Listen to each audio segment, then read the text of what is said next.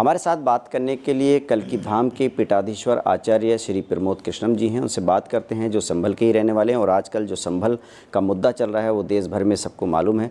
Sir ये बताइए, संभल में जिस तरह से एक मंदिर, शिव मंदिर मिला है, उसका अब जो है साफ़ सफाई होने के बाद दोबारा से जो है पूजा अर्चना शुरू हो गई है।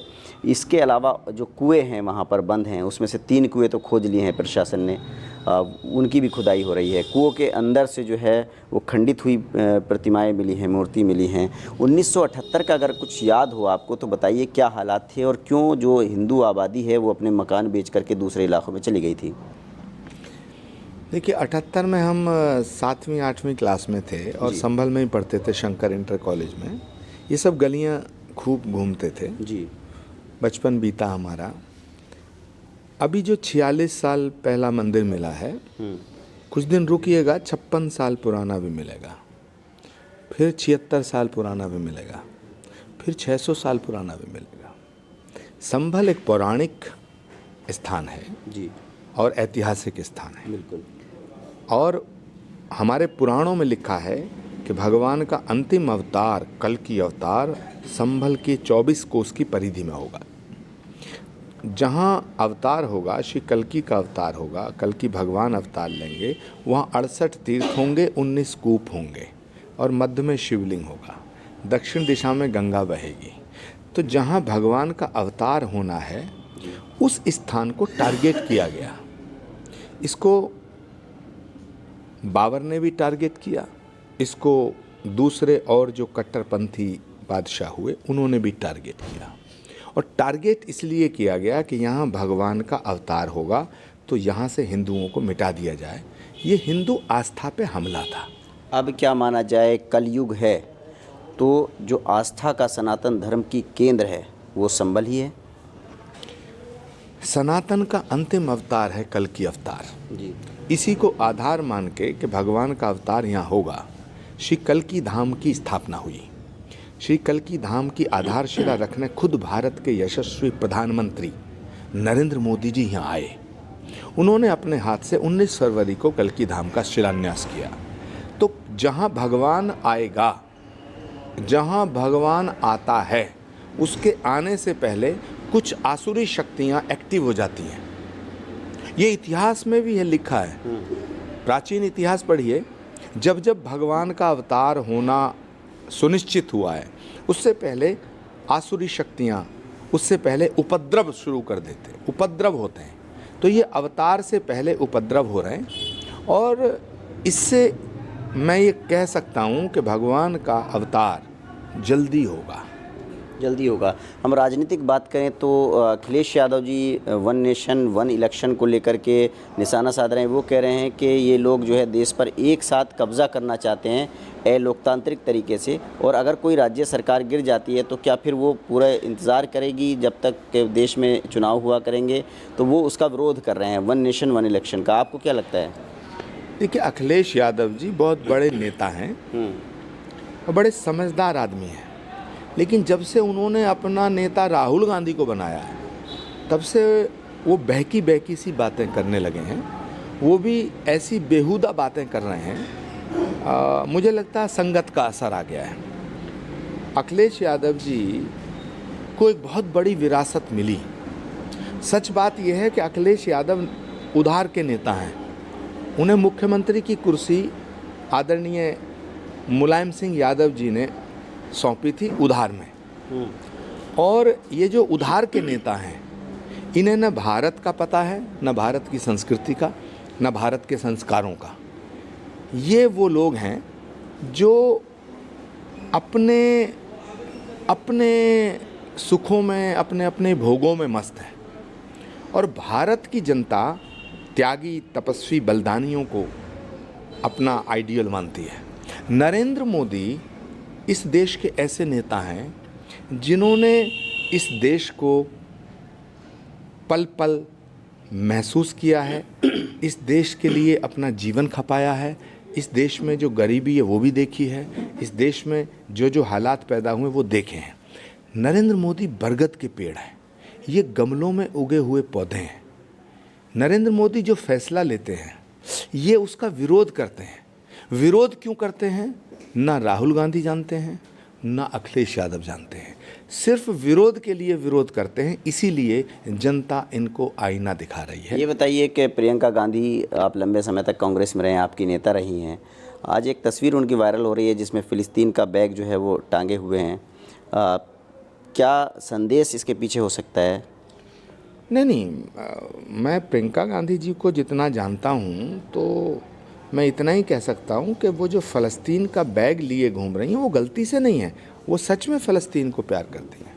कई बार मेरी उनसे बातें भी हुई थी, तो she love Palestine, she like Palestine, वो फ़लस्तीन को प्यार करती हैं। और आप? मैं तो भारत को प्यार करता हूँ, भारत के बाद सबको प्यार करता हूँ। प्रियंका गांधी भारत को नहीं करती प्यार? ये तो प्रियंका जी से सवाल कीजिए ना कि वो बैग जो लेके चली हैं उस पर मुझे बताया किसी ने कि उस पर फ़लस्तीन पैलेस्टाइन लिखा हुआ है। तो मैं इसके बारे में और कुछ नहीं कह सकता, सिर्फ इतना कहना चाहता हूँ कि वो सच में फ़लस्तीन को प्यार करती हैं। क्या लग रहा है आपको, संभल का जो कुएं खोदने का सिलसिला शुरू हुआ है, मंदिर ढूंढने का सिलसिला शुरू हुआ है, ये किस तरफ जा रहा है और कहाँ तक ये जाएगी स्थिति? देखिए, हर जगह खुदाई करके मंदिर नहीं ढूंढना चाहिए, लेकिन बड़ी विचित्र बात यह है कि जहाँ खुदाई होती है वो मंदिर ही क्यों निकलता है, ये बड़ा सवाल है। तो क्या जो ऐतिहासिक नगरी है, जो पुराणों में जिक्र है संभल का कि इतने मंदिर, इतने कूप हैं, वो सब खोजे जाएंगे? क्या बुराई है, खोजना तो चाहिए। इतिहास बुरा हो या भला, इतिहास अच्छा हो या ख़राब, इतिहास कड़वा हो या मीठा, लेकिन इतिहास को मिटाया नहीं जा सकता है। तो जो हिंदुओं पे अत्याचार हुए हैं वो इतिहास में दर्ज हैं, और 1529 में और 1529 से पहले भी, 1529 के बाद भी मंदिरों को तोड़ा गया है। ये तो आईने अकबरी में लिखा हुआ है, ये बाबरनामा में लिखा हुआ है, ये फाइयान ने लिखा है, ये हुएनसांग ने लिखा है, ये मेगास्थनीज ने लिखा है। Ancient history, medieval history, modern history, 3 तरह के इतिहास मौजूद हैं। उन इतिहास के पन्नों में ये दर्ज है कि भारत में जो विदेशी हुक्मरान आए, विदेशी आक्रांता आए, विदेशी हमलावर आए, ये लुटेरे आए। क्या ये बताइए, अगर प्रधानमंत्री यहाँ पर कल्की धाम का शिलान्यास ना करते तो क्या आपको लग रहा है कि जो लुप्त हो गए थे मंदिर संभल के और जो उसकी सनातन संस्कृति थी वो सबके सामने आ पाती? देखिए, भारत के प्रधानमंत्री यहाँ मंदिर ढूंढने नहीं आए थे, मंदिर का शिलान्यास करने आए जी। तो इस बात को उनसे जोड़ना मुझे लगता मुनासिब नहीं होगा। जहाँ भगवान का अवतार होगा, ये बात पुराणों में लिखी है कि वो इस धरती पे होगा। जिस धरती पे भगवान का अवतार होगा वहाँ पर भगवान के अवतार से पहले श्री कल्की धाम बनना चाहिए, ये हमारा संकल्प था। कल्की धाम बन रहा है तो ये तो अच्छी बात है ना, कल्की धाम बन रहा है और जो जीर्ण तीर्ण हो गए थे या बंद हो गए थे मंदिर, अब वो भी खुलने लगे हैं। पुराने मंदिरों को तोड़ा गया, ये एक अलग प्रश्न है। मंदिरों को ढक दिया गया, ये दूसरा प्रश्न है। मंदिरों से पलायन हुआ, ये तीसरा प्रश्न है। लेकिन जहां भगवान आएगा वहाँ एक कल्की धाम के नाम से मंदिर बन रहा है जिसकी आधारशिला प्रधानमंत्री जी ने रखी, ये एक चौथा अलग प्रश्न है। हम मस्जिद को तोड़ के मंदिर बनाने के फेवर में नहीं है। अगर कोई मस्जिद तोड़ के मंदिर बनाता है तो मैं उसका विरोध करूँगा, लेकिन मंदिर तोड़कर मस्जिद बनाने की इजाज़त इस्लाम भी नहीं देता। तो मैं ये सारे नेताओं से एक अपील करना चाहता हूँ जो झूठ बोल के मुसलमानों को गुमराह कर रहे हैं कि ये मुसलमानों को हिंदुओं का दुश्मन ना बनाएं, हिंदुओं के दिलों में मुसलमानों के प्रति नफ़रत पैदा ना करें। ये इतिहास का सच उनके सामने रखें। और मैं तमाम हिंदुस्तान के मुस्लिम भाई बहनों से ये दरख्वास्त करना चाहता हूँ कि वो इन सेकुलर, सो कॉल्ड सेकुलर नेताओं के कहने में आके इस देश का विरोध ना करें, सनातन का विरोध ना करें। हिंदुओं से मुसलमानों का झगड़ा नहीं है। ये जो सेकुलर नेता हैं ये मुसलमानों को भड़काना चाहते हैं, ये मुसलमानों को उकसाना चाहते हैं। पहले उकसाते हैं, भड़काते हैं, दंगा करवाते हैं, पत्थर फेंकवाते हैं, फिर मुसलमानों को मरवाते हैं, फिर डेलीगेशन भिजवाते हैं। मुसलमानों को इनकी साजिश का पर्दाफाश करना चाहिए। ये देश जितना हमारा है उतना आपका है, लेकिन ये जो सो कॉल्ड स्यूडो सेकुलर नेता हैं, ये अपने बाप के सगे नहीं हैं, ये आपके क्या सगे होंगे। देखिए, आचार्य प्रमोद कृष्णम जी का यही साफ तौर पर कहना है कि जो इतिहास है वो अच्छा हो या बुरा, वो इतिहास है और उससे जो है पर्दा उस पर नहीं डाला जा सकता, और जो नेताओं के बयान हैं, जो राजनीति है, उससे होशियार रहना चाहिए।